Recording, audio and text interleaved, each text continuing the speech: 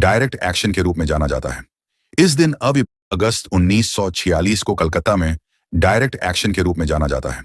इस दिन अविभाजित बंगाल 16 अगस्त 1946 को कलकत्ता में डायरेक्ट एक्शन के रूप में जाना जाता है। इस दिन अविभाजित बंगाल के मुख्यमंत्री सुहरावर्दी के इशारे पर मुस्लिम लीग के गुंडों ने कोलकाता की गलियों में भयानक नरसंहार आरंभ कर दिया था। कोलकाता की गलियां शमशान सी दिखने लगी थीं।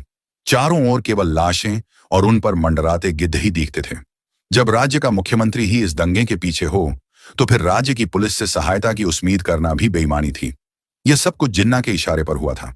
वह गांधी और नेहरू पर विभाजन का दबाव बनाना चाहता था।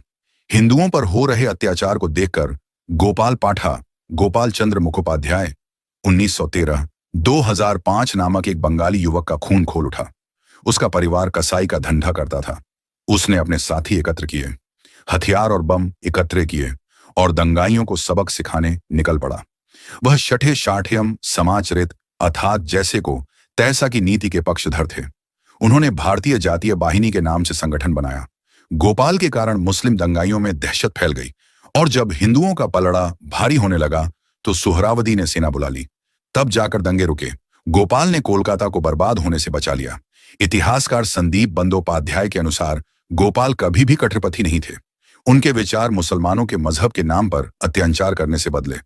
गांधी जी ने कोलकाता आकर अनशन प्रारंभ कर दिया। उन्होंने खुद गोपाल को 2 बार बुलाया, लेकिन गोपाल ने स्पष्ट मना कर दिया। तीसरी बार जब एक कांग्रेस के स्थानीय नेता ने प्रार्थना की, कम से कम कुछ हथियार तो गांधी जी सामने डाल दो, तब गोपाल ने कहा, जब हिंदुओं की हत्या हो रही थी तब तुम्हारे गांधी जी कहां थे? मैंने इन हथियारों से अपने इलाके की हिंदू महिलाओं की रक्षा की है। मैं हथियार नहीं डालूंगा। दोस्तों, अगर गोपाल पाठा गांधी की बात मान लेता तो आज कोलकाता भी बांग्लादेश का हिस्सा होता।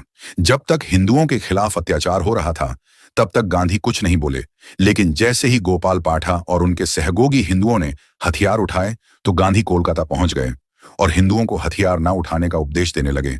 जबकि जब तक हिंदुओं पर अत्याचार हो रहा था तब तक गांधी सेकुलरिज्म और झूठे भाईचारे का पाठ हिंदुओं को पढ़ा रहे थे और कह रहे थे कि अगर मुस्लिम हिंदुओं को मारना चाहे तो हिंदुओं को अपना बलिदान दे देना चाहिए। दोस्तों, इतिहास के वो पन्ने आपके सामने उद्घोष लेकर आ रहा है जिनको आज तक छुपाने की कोशिश ही गई है। अगर आपको वीडियो अच्छी लगी तो शेयर कीजिए ताकि हर भारतीय के पास ये जानकारी पहुंचे और पेज को फॉलो कीजिए। उद्घोष यूट्यूब चैनल को सब्सक्राइब कीजिए।